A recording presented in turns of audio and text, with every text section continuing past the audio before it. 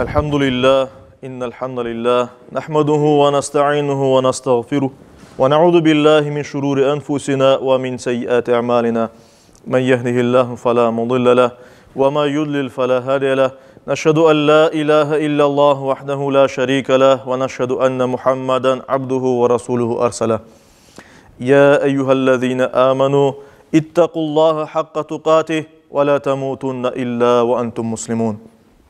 أيها الناس اتقوا ربكم الذي خلقكم من نفس واحدة وخلق منها زوجها وبث منهما رجالا كثيرا ونساء يا أيها الذين آمنوا اتقوا الله وقولوا قولا سديدا يصلح لكم أعمالكم ويغفر لكم ذنوبكم ومن يطع الله ورسوله فقد فاز فوزا عظيما أيها الناس قال الله تبارك وتعالى في كتابه الكريم أعوذ بالله من الشيطان الرجيم بسم الله الرحمن الرحيم ولا تلمزوا أنفسكم ولا تنابزوا بالألقاب بئس الاسم الفسوق بعد الإيمان صدق الله ربنا الأعلى وقال رسول الله صلى الله عليه وسلم إنكم تدعون يوم القيامة بأسمائكم وأسماء آبائكم فأحسنوا أسماءكم صدق رسول الله.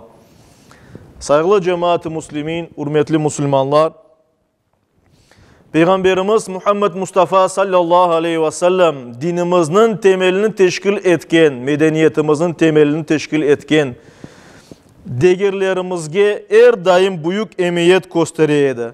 Ve böyle prinsipal olan meselelerden birisi de ad koymakını gösteriydi. Yani bir insanın doğan balasına ad koymak meselesine de değer beriydi, kıymet kesiydi ve emniyet ayıraydı, dikkat ayıraydı.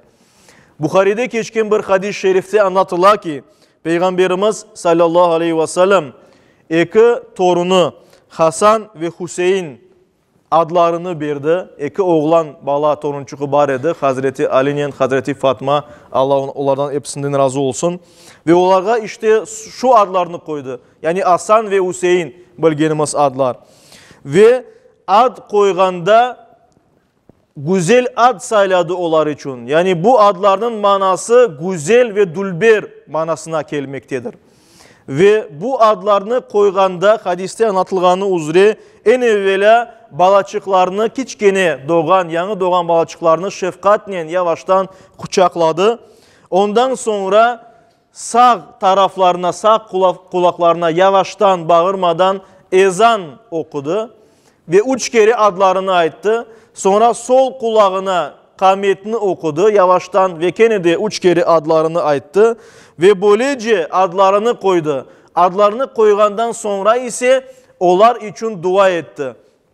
Onların hayırlı insanlar olmaları için ömürleri bereketli olsun deyip dua etken idi ve bizge böylece numune ve misal gösterdi. İşte ona göre de biz her daim doğan Müslüman balaçıklarına şu şekilde adlarını koymaktamız ve buna emniyet ayıramız.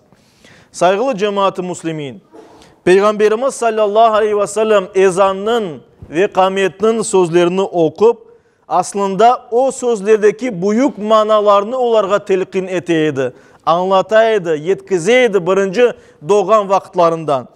Kulaklarına yaratılış gayelerini, Allah'ın birer kulu olganını ve nasıl şekilde doğru yaşamak gerek olganını bildireydi. Ve onlara İslam'ın temellerini, imanın temellerini öğreteydi. Bir Allah inancını öğreteydi. Ve böylece aynı şekilde ancak ve ancak Allahu Teala'ya kul olmakını öğreteydi. Bunlarını okugandan sonra güzel bir ad bergende ise Peygamberimiz sallallahu aleyhi ve sellem onlara ömürlerinin yönelişini, vektörünü belgileyenidir. Çünkü hiç şüphesiz bir insanın özünü temsil eti onun adı.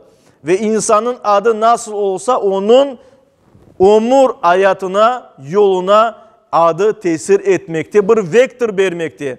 Ona göre de elbette adlarının koyulmasına ve adlarının nasıl olmasına Peygamberimiz dikkat etkenidir ve bizge de şu dikkatini emir etkenidir. Saygılı cemaat, hürmetli Müslümanlar, bizim evlatlarımız Kozumuzun nurudur. Yüreklerimizin kuvancıdır. Allahu Teala balaçıklarımızı en şerefli varlıklar olarak yarattı. İnsan en şerefli Allah'ın yaratığıdır ve onlar da en şerefli yaratık olarak yaratılganlar. Ve yer ustunun halifesi sahibi olarak Allahu Teala onlarını yarattı. Ve bir de bizlerge evlatlarımızı, balaçıklarımızı, torunçuklarımızı emanet olarak verdi. Ve her bir emanette olganı gibi, her bir nimette olganı gibi biz onun cevabını verecekmiz. Biz onlardan mesulmuz. Demek ki ballarımızın Allah Teala tarafından verilgen akları var. Balaçıklarımızın nasıl akları var? Bunu Peygamberimiz sallallahu aleyhi ve sellem hadislerinde bizge anlata. En evvela balaçıklarımızı bakmak gerekmiz, onlara güzel terbiye vermek gerekmiz ve onlara müstakil yaşayışka yol açmak gerekmiz, okutmak gerekmiz, cennet vermek gerekmiz vesaire. Bunu biz hepsini Peygamberimizin hadislerinde görüyoruz. Ama daha bir tane hakkı var, o da balağa güzel ad vermek. Bizim vazifemiz ballarımızın hakkı onlara güzel adının verilmesidir. Çünkü her bir insan onda olan şu adının ahiretke kadar belli bir şahsiyetke erişmekte. Yani insanın şahsiyeti, insanın kimliği nasıl olması adının bir vektör alıp şu birinci günlerinden adı verilgendi şu vektörünü balalarımız almakta. Ve bu şahsiyeti bu dünyada muvaffakiyetli olacak mı, olmayacak mı, gelecek dünyada Allah'ın razılığına yetecek mi, yetmeyecek mi, tesir etken bir faktör. Ona göre de elbette biz buna dikkat ayırmak gerekmez. Ebu Davud'un Suneninde geçen bir hadis-i şerifte Peygamberimiz sallallahu aleyhi ve sellem böyle ayette. Siz kıyamet gününde öz adlarınız ve babalarınızın adlarını çağırılacaksınız. Aysa balaçıklarınızga güzel adlar koyunuz dedi Peygamberimiz sallallahu aleyhi ve sellem. Aytkanımız gibi bir insanın adı insanın özünü gösterir. Yani bir kimsenin adını hakaret etmek, aşağılamak bir kimsenin adını insanın özünü aşağılamak demektir. Hakaret etmek demektir. Ve ona göre de insanın adına her daim saygı gösterilmek gerek. Bu dinimizin buyruğudur. Dinimiz yasak etti insanlarga onların beğenmeyeceği yaramay adlarının koyulması ya da onlarga türlü lagaplarının koyulması. Eğer bir insan bir lagapını beğenmesi, bir de bir ona takılgan adını beğenmesi onu vermeye yasak ve günahtır, haramdır saygılı cemaat. Bunun hakkında Yüce Rabbimiz bizni tenbihley. Hucurat suresinin 11. ayeti kerimesinde Yüce Rabbimiz bizge emir etti. Bir-birinizni lagaplarla çağırmanız. Demek ki bir-birimizni lagaplarla çağırmamak gerekmez. Her bir insanın adı, bizim adlarımız, bu şu insanın mensup olganı, kaydan kelgenini göstergen, dinini, medeniyetini gösterir elbet. Ve ona göre de dinimiz ve medeniyetimiz ki medeniyetimizin temeli kene dinimizdir.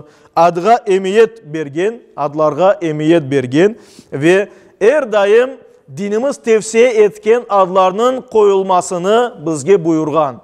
Aslında eskiden beri büyüklerimizin, peygamberlerinin tarihimizde geçken büyük insanların, güzel insanların adlarını vermek şeref sayılmakta halkımızda.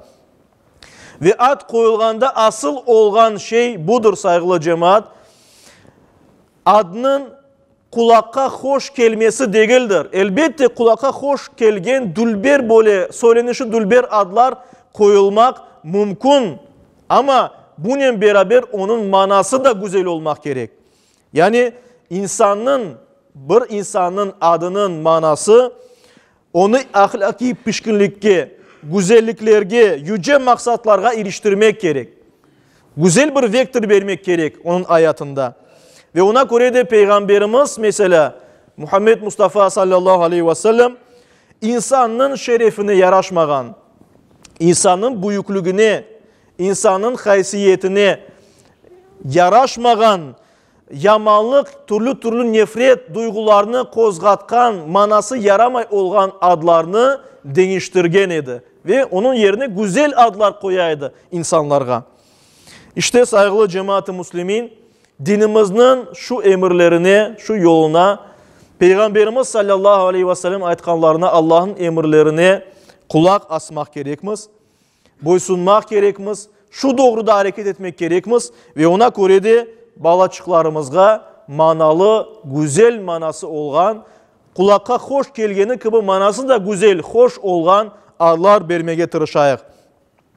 Balaçıklarımızga onların Müslüman olganını hatırlatacak ve bizim değerlerimizge ters gelmegen, değerlerimizni yükseltken adlar koymağa tırışayıq. Biz hatırlatam kene de balaçıklarımızdan mesulmuz, cevap verecekmiz. Onlarını bakmak ve okutmak kadar güzel ad koymaktan da cevap verecekmiz saygılı cemaat-i muslimin. Ona göre dinimizge uymagan adlar koymayıq. Bileyik ki yamanlık ifade etken, dinimizge ters gelgen adlar insan tarafından menimsinili, sonra pozisiyası da dinge karşı olması mümkündür ve şu dünyanı ve gelecek dünyanı evlatlarımızın dünyalarını yıkmak mümkünmüz. Ona göre koyacak adlarımız balaçıklarımızga ahlakını, edepni, şuurunu, yüksek ideallarını aşlasın ve bir pusula gibi, bir kompas gibi ömürleri boyunca onlarını iyilikке, güzellikке, hayırga ve dinimizge çağırsın, şu yolunu göstersin.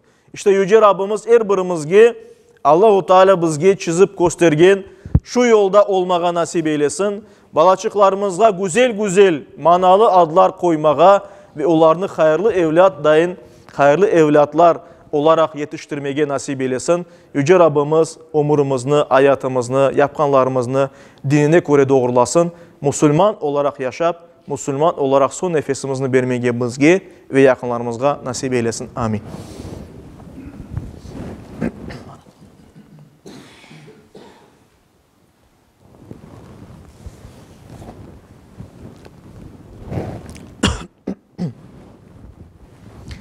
Elhamdülillah ve salatu ve selamu ala Resulillah ve usikum ve nefsel asate bi takvallah. İnna Allah ve melaiketehu yusallun alen nebi.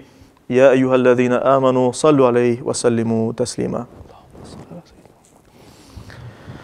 Vardallahum man khulefa'l arba'a Ebi Bekri ve Umar ve Uthman ve Ali ve en sairil ali ve sahabeti ve tabi'in ve men tabi'hum bi ihsanin ila yevmiddin.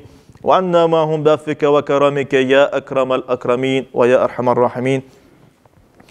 اللهم أعز الإسلام والمسلمين. اللهم أعز الإسلام والمسلمين. اللهم أعز الإسلام والمسلمين.